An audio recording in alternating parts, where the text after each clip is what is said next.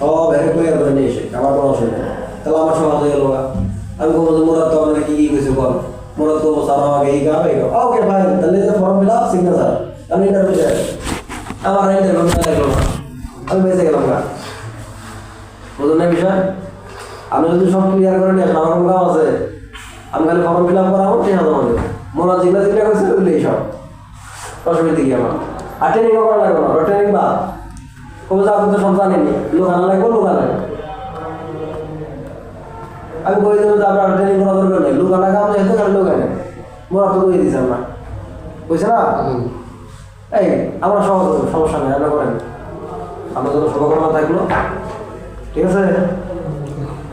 যে চিন্তা নিয়ে তোমার চিন্তা করছিলাম, ওই চিন্তাটা আপনি বাস্তবায়ন করতে দিলেন না, এই হলো বিষয়। এক মাসে থাকা খাওয়া টাকা দিয়েছে, এক মাস শেষ হলে আপনার বাইরে থাকবেন, বাইরে খাবেন, নিজের টাকা দিয়ে কথা বলিয়া